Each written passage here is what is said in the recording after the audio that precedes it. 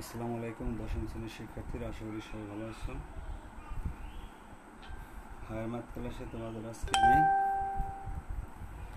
অধ্যায় 13 থেকে কিছু অঙ্ক করব। তাহলে দেখো, অধ্যায় 13 থেকে আমরা শুরু করব। যারা দেখতেছো ঠিক মতো দেখা আর শোনা যাচ্ছে কিনা একটু কমেন্টস করে আমাকে জানাও।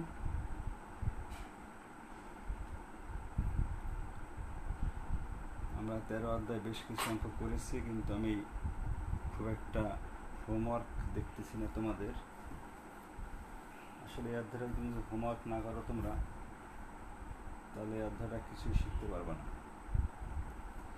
তো এটা নিয়ে আমি খুব চিন্তিত আছি, তোমাদের হোমওয়ার্ক কেন পাচ্ছি না।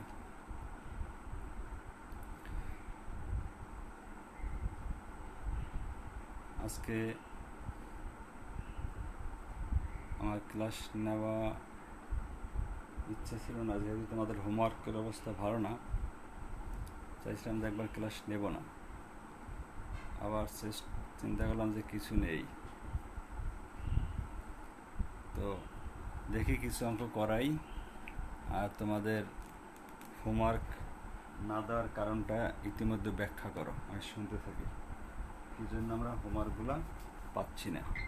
এই অধ্যায় খুবই একটা গুরুত্বপূর্ণ অধ্যায়। এই অধ্যায় যদি ঠিকমতো তোমরা হোমওয়ার্ক না করো কিছুই পারবে না, এবং এখান থেকে অঙ্ক আসে খুব একটা ভালো অধ্যায়। তাহলে আমাদের এখান থেকে ভালো করে প্রিপারেশন নিতে হয়, এবং যেভাবে ভেঙে ভেঙে করাচ্ছি আমি, সেভাবে যদি না করো তাহলে তো আমাদের জন্য সেটা দুঃখজনক। ওয়ালাইকুম আসসালাম মিস্টার রেদান। আমি যেটা বলতেছিলাম, কথা শুনছো কি না, যে কেন হোমওয়ার্ক আমরা পাচ্ছি না সে ব্যাখ্যাটা আমি চাচ্ছিলাম। আমরা আজকে শুরু করব 27 নম্বর অঙ্ক থেকে। দেখা শোনা যাচ্ছে কিনা ঠিক মতো তো জানাইও আমাকে।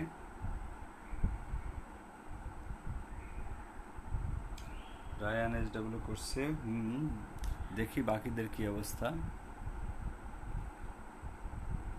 27 নম্বরকে বলা আছে 6 সেন্টিমিটার বাহুবিশিষ্ট সুষম ষড়ভুজের উপর অবস্থিত একটি পিরামিডের উচ্চতা 10 সেন্টিমিটার, ইহার সমগ্রতলের ক্ষেত্রফল ও আয়তন নির্ণয় করো। তাহলে প্রথমে আছে 6 সেন্টিমিটার বাহুবিশিষ্ট সুষম ষড়ভুজ।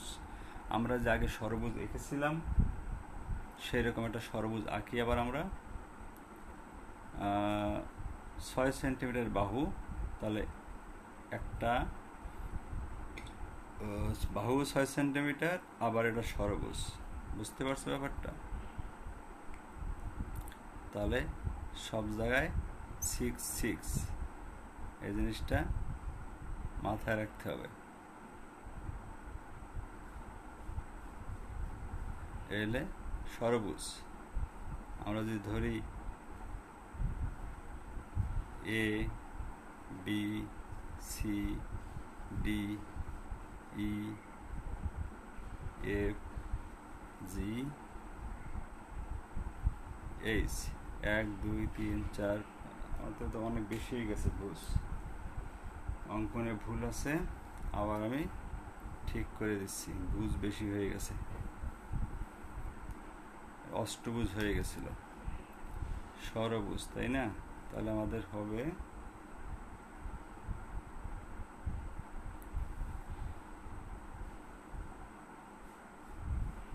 1 2 3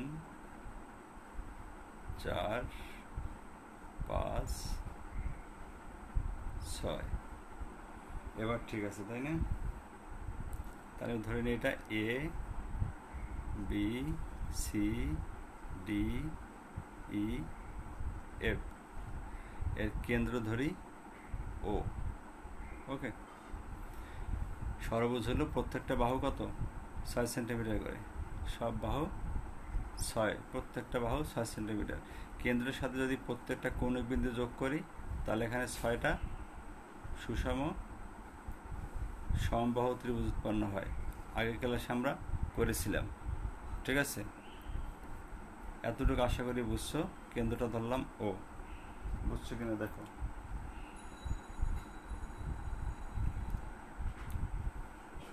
তাহলে আমরা এখানে আমরা আরেকটা কাজ করব, আমাদের এখান থেকে ওজি একটা লম্ব আঁকবো, ওজি একটা লম্ব আঁকলাম। এর কাজ একটু পরে আমি ব্যাখ্যা করতেছি। প্রথমে আমরা লিখি, মনে করি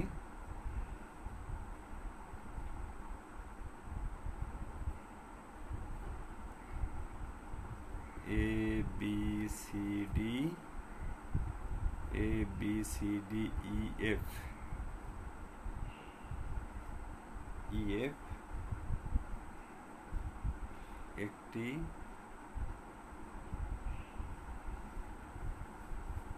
সুষম ষড়ভুজ। ঠিক আছে, এটা একটা আমাদের সুষম ষড়ভুজ। ও, এই যে ও বিন্দুটার মধ্যে দিলাম, এই যে ও, এই ও ভূমির বিপরীত কৌণিক বিন্দুগুলোর সংযোগ রেখাংশের ছেদবিন্দু। ওকে লেখা যায় ও ভূমির বিপরীত, লেখাগুলো মুখস্থ করবা, কৌণিক বিন্দুগুলোর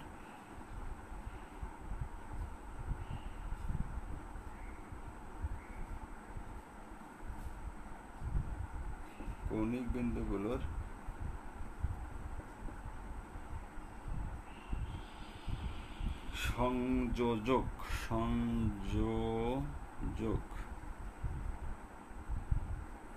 রেখাংশের সংযোজক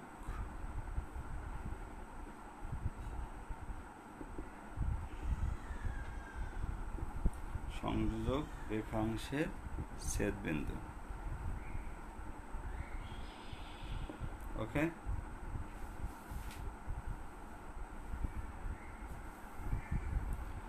এবার দেখো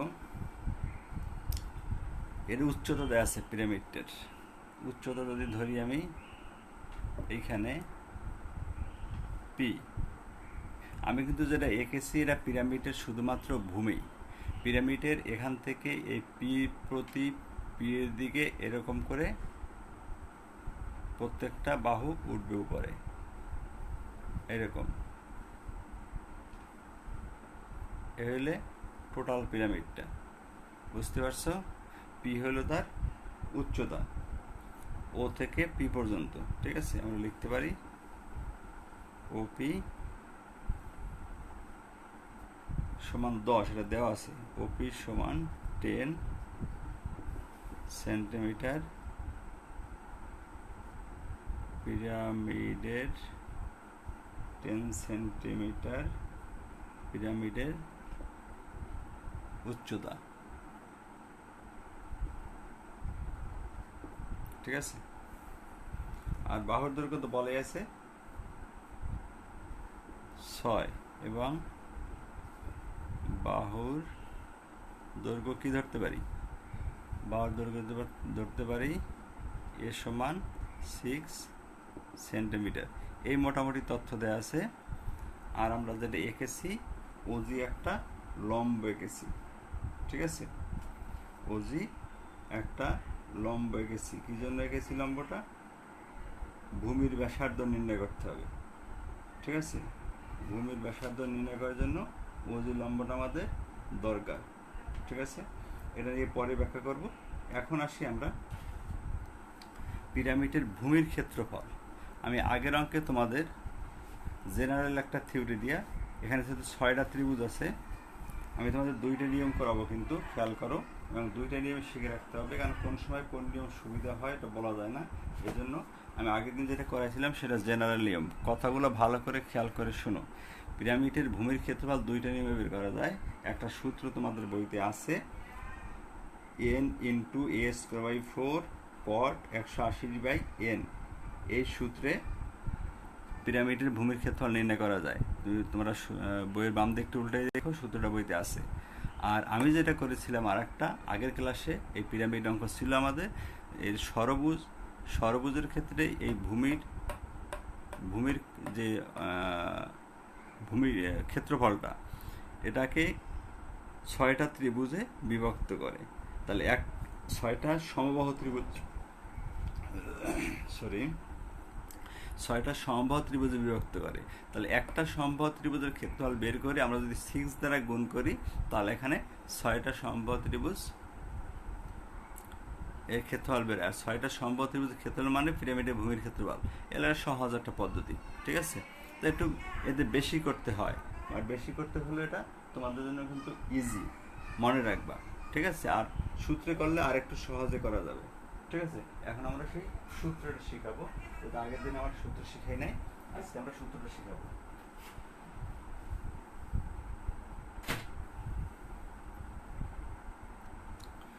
তাহলে দেখো,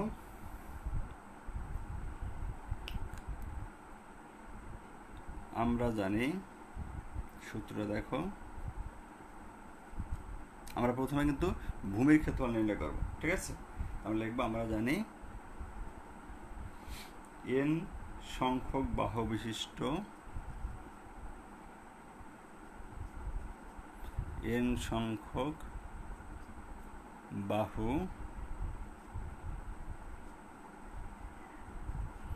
বিশিষ্ট সুষম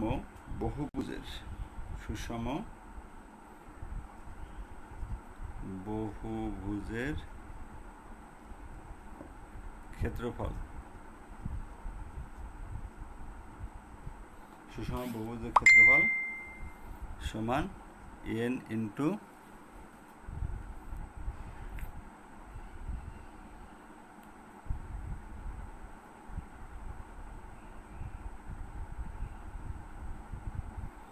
বেদন লিখতেছ, রাতে দিয়ে দেবা হোমওয়ার্ক, আর তোমার 2 সেকেন্ড পর লোডিং হচ্ছে। এটা মনে হয় তোমার নেটের প্রবলেম, আমাদের নেট ক্লিয়ারই আমার কাছে মনে হচ্ছে, ঠিক আছে। ধৈর্য সহকারে দেখতে থাকো, দেখো ক্লিয়ার হয় কিনা। আচ্ছা, সূত্র লিখতেছিলাম আমরা a²/4n into a²/4 cot 180 degree, দেখা যাচ্ছে তো, cot 180 ডিগ্রি বাই 6, এই হলো আমাদের সূত্র। বইতে আছে সূত্রটা। এখন আমরা সূত্রে মান বসিয়ে যাব, ওকে।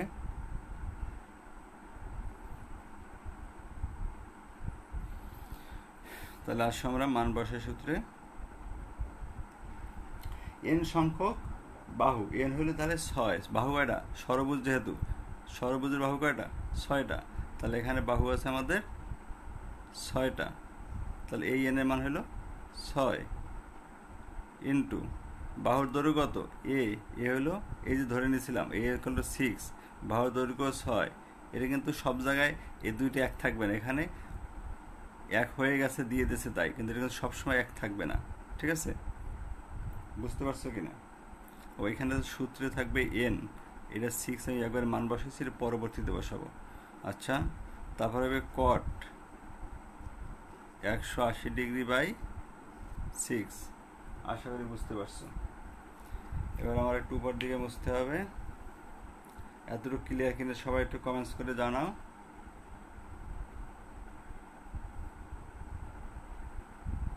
একটু উপর দিকে মুছি।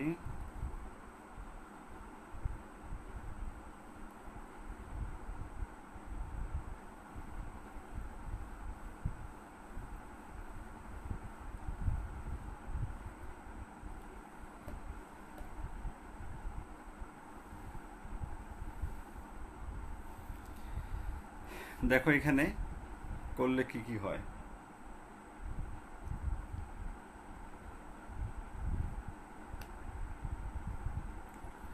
এটা হয় 36, এরকম লেখা যায়, একবারই লিখবো আমি।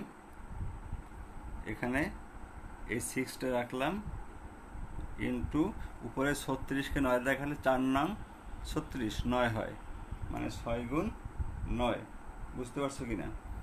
তারপর হলো ইন্টু কট 180/6, তাহলে কট কত ডিগ্রিটা? কট 30 ডিগ্রি।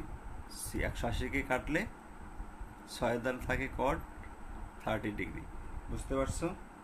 এত বর্গ সেন্টিমিটার। ওকে, তাহলে এখন আমরা কট 30 ডিগ্রি মান কত? কট 30 ডিগ্রি মান তুমি ক্যালকুলেটারে করো, তাহলে একবারই করে দাও। ক্যালকুলেটার যদি করতে হবে একবারই কট 30 ডিগ্রি মান ক্যালকুলেটার মনে হয় তোমরা বের করতে পারো। tan 1/tan দিয়ে করলে হয়, করো। আমি একটু দেখে নিচ্ছি তাহলে কত বের করা যায়। 1/tan 30 ডিগ্রি মানে tan 30 মানটাকে উল্টে দিলেই হয় ইন্টু 6 ইন্টু 9, এখানে আমরা আসতেছে 93.53 বর্গ সেন্টিমিটার। আশা করি বুঝতে পারছো। এই গেল আমাদের ক্ষেত্রফল। এখন বের করো প্রিজমটির ভূমির পরিসীমা। ভূমির পরিসীমা আগের দিন সূত্র মনে আছে? ভূমির পরিসীমা যেহেতু 6 বাহু, তাহলে 6 বাহুর দৈর্ঘ্যের যোগফল। ভূমির পরিসীমা 6a সমান 6 ইন্টু 6 সেন্টিমিটার, কত হয়? 36 সেন্টিমিটার।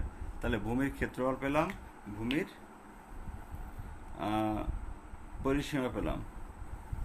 এখন আমাদের হেলানো তলগুলোর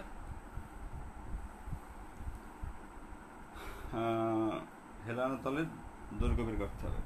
এই জন্য আমরা এই যে ওজি এঁকেছিলাম, এই ওজিটা এই জন্য এঁকেছিলাম, ঠিক আছে? এবার ওজিটার ব্যাখ্যা করতেছি। এখানে যে দুইটা জিনিস আছে এটা আমাদের মাথায় রাখতে হবে। এগুলো ভূমির ক্ষেত্রফল, আলাদা জায়গায় নোট করে রাখো। এগুলো ভূমির পরিসীমা। আমরা তো বারবার বোর্ড মুছবো, তাহলে ক্ষেত্রফল হইলো, আমি এটা নোট করে রাখি, 93.53, আর পরিসীমা হইল 36 সেন্টিমিটার। ওকে, এখন আসি আমি যেটা বলছিলাম, আমরা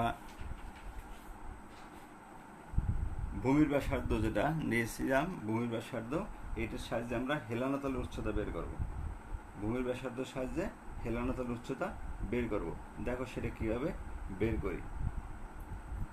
আমরা এই যে ওজি লিখলাম, এখানে ধরে নেই,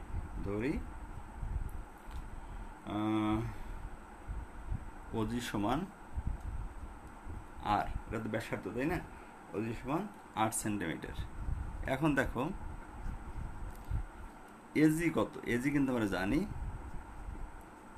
এজি এবির অর্ধেক, এবি হলো 6, তাহলে হবে AB/2 সমান 6/2, ঠিক আছে? তার মানে কত? 3।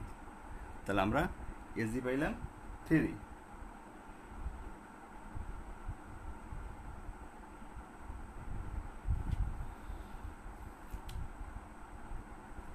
ক্যামেরাটা আগের দিনের মতো রাখলে ভালো হতো। আজকে এভাবেই করো, এরপর আগের দিনে রাখবো। আজকের টেকনিক্যাল প্রবলেম আছে, সেই জন্য এভাবে রাখতে হয়েছে আমাকে। আবার পরের দিন থেকে এটা ঠিক হবে, ঠিক আছে? ইনশাল্লাহ পরের দিন থেকে ঠিক হবে। আজকে একটু কষ্ট করে দেখো, আজকের টেকনিক্যাল প্রবলেমের কারণে আমার এটা করতে হয়েছে। ওকে, মানে সাইডে একটু দেখতে প্রবলেম ছিল, ঠিক করে দিয়েছি আমি। এবার দেখো ইনশাল্লাহ আগের দিনের মতোই ক্যামেরা থাকবে। আজকের টেকনিক্যাল প্রবলেমের জন্য এভাবে রাখতে হয়েছে। তাহলে এজি আমরা পাইলাম, ওই এজি কোথায়? এই যে এজি, এই যে এজি হলো 3, তাহলে এজি পাইলাম। আর ওজি ধরলাম কত? 8 সেন্টিমিটার। ওজি ধরলাম 8 সেন্টিমিটার। আমরা কি বের করব? আমরা আর এর মান বের করব, ঠিক আছে? এখন দেখো ত্রিভুজ এ ও বি, এই ত্রিভুজের ক্ষেত্রফল, ঠিক আছে? এই ত্রিভুজের ক্ষেত্রফল কীভাবে বের করতে পারি আমরা? যেহেতু এটা সমবাহু ত্রিভুজ, সমবাহু ত্রিভুজের ক্ষেত্রফল কীভাবে বের করে? √3/4 a², √3/4 এ স্কোয়ার। এটা দিয়ে তুমি সমবাহু ত্রিভুজের একটা ক্ষেত্রফল বের করে নিতে পারো। সেখান থেকে আমরা ওজির মানটা বের করতে পারবো। দেখো এখন তাহলে আমরা আপাতত এখানে এজি 3 রয়ে গেল। এখন ত্রিভুজ অনেক বড় অঙ্ক কিন্তু এ ও বি সমবাহু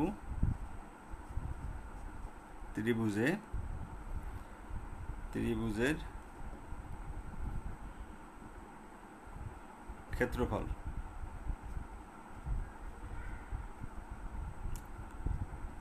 √3/4 এ স্কয়ার বর্গ একক। দেখতে পাচ্ছ তো? মান বসাই, মানগুলো আমি উপরে বসাই।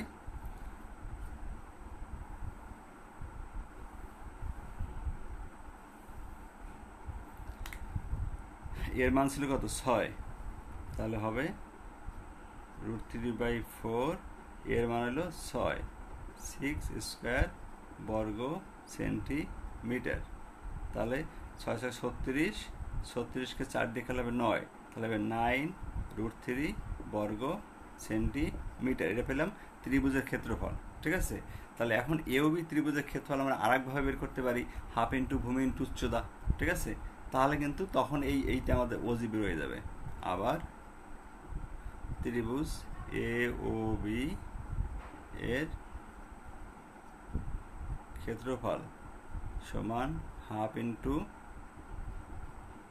A B into OG. ওকে,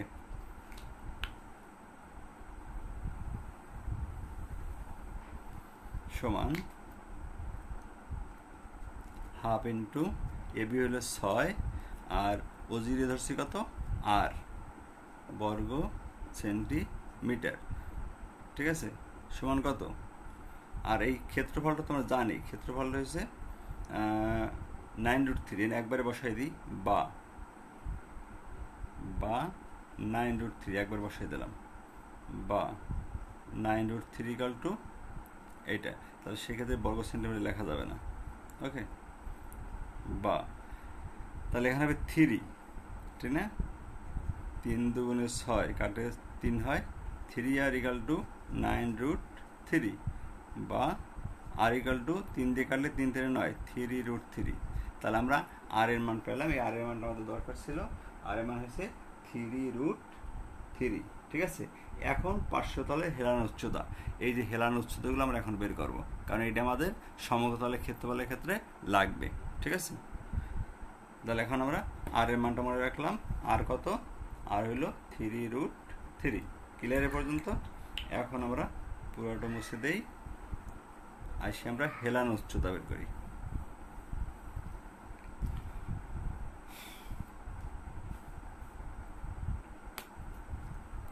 এখন পিরামিডের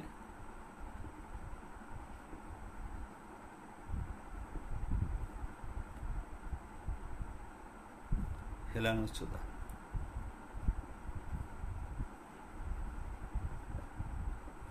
হেলানো উচ্চতা L equal to √h² plus r²। Okay, S কত? উচ্চতা, উচ্চতা ওপি, এটা দেওয়া আছে কিন্তু 10 স্কয়ার। আর এখন বের করলাম 3√3 হোল স্কয়ার। বুঝতে পারছো? সমান 100 প্লাস 3 3 9, 3 9 27। ঠিক আছে মনে হয়? √127। একটু ক্যালকুলেটর লাগাও, কত হয় দেখো। √127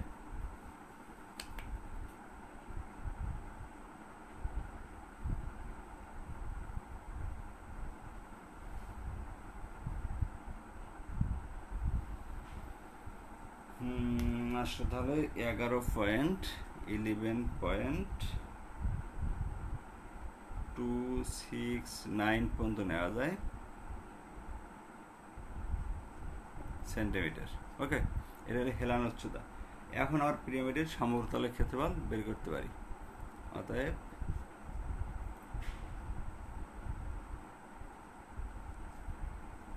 পিরামিডের সমগ্র তলের ক্ষেত্রফল। এখন অঙ্কটা অনেক বড়, কিন্তু তোমার যদি সূত্রটা মনে থাকে তাহলে কিন্তু অঙ্কটা বড় না। সূত্রটা তোমাকে মনে রাখতে হবে, ভূমির ক্ষেত্রফল প্লাস হাফ ইন্টু ভূমির পরিধি ইন্টু হেলানো উচ্চতা। ভূমির, দেখা যাচ্ছে তো, ভূমির পরিধি ইন্টু হেলানো উচ্চতা। সবটু দেখতে পাচ্ছ কিনা একটু দেখো তো। সমতলের ক্ষেত্রফল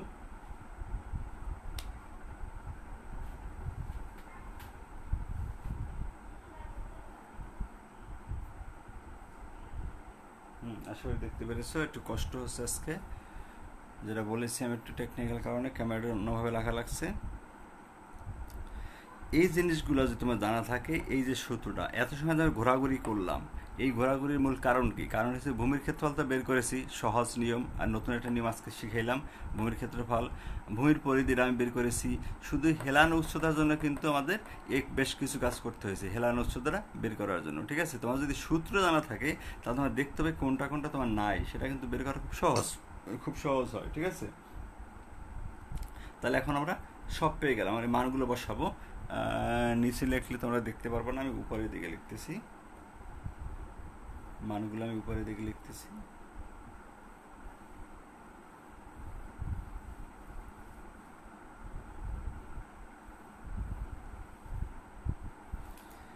ভূমির ক্ষেত্রফল আমি আগেই লিখে রাখছিলাম সাইডে, কত? 93.53, 93.53 ভূমির ক্ষেত্রফল প্লাস হাফ ইন্টু ভূমির পরিধিটা লিখে রাখছিলাম 36 আর হেলানো উচ্চতা এখন পাইলাম কত? হেলানো উচ্চতা কত পাইছিলাম জানো? 11.269, 11.269, এখানে মুছে ফেলছিলাম, 11.269, ওকে, 11.269 এল আমাদের টোটালটা। এটাকে বলা হবে ক্ষেত্রফল, যেহেতু বর্গ সেন্টিমিটার, ওকে। এটা যদি কাটে কথা হয় 18, তাহলে হয় 93.53 প্লাস 18 ইন্টু 11.269 বর্গ সেন্টিমিটার। এবার ক্যালকুলেটর লাগাই, একটু তোমরা একটু ক্যালকুলেটর লাগাও, দেখো কত আসতেছে।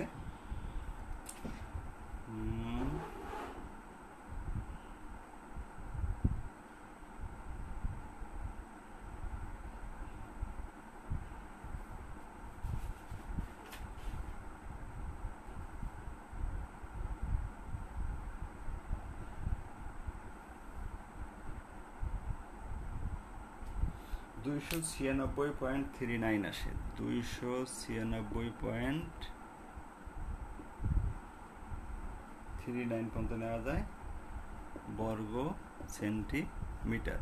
এটা একটা অ্যান্সার, আসলে বুঝতে পারিস। এবার আসি, পিরামিডের আয়তন নির্ণয় করতে বলছে আমাদের। পিরামিডের আয়তন,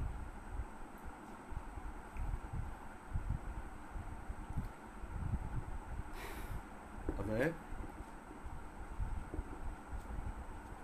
পিরামিডের আয়তনের সূত্র কি মনে আছে? আয়তন সমান 1/3 ইন্টু ভূমির ক্ষেত্রফল ইন্টু উচ্চতা, ওকে। তাহলে 1/3, ভূমির ক্ষেত্রফল আছে 93.53, আর উচ্চতা কত? উচ্চতা দেওয়া ছিল 10 সম্ভবত, হ্যাঁ 10, এত ঘন সেন্টিমিটার। মিটার। ওকে, একটু ক্যালকুলেটর লাগো সবাই, দেখি কত হয়।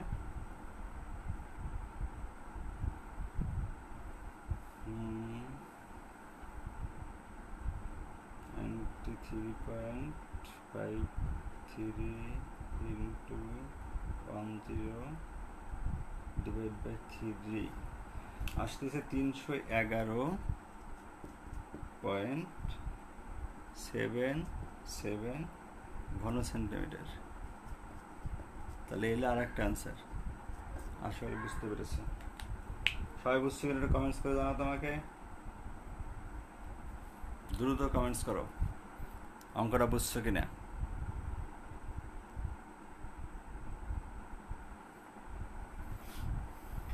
আসো না ঘুমিয়ে পড়ছো দেখি একটু।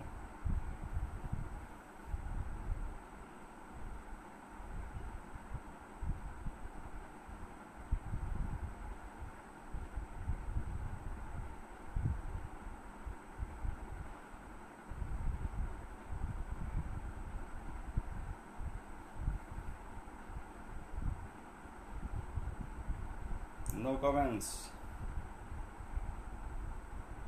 তার মানে কিছু বুঝো নাই।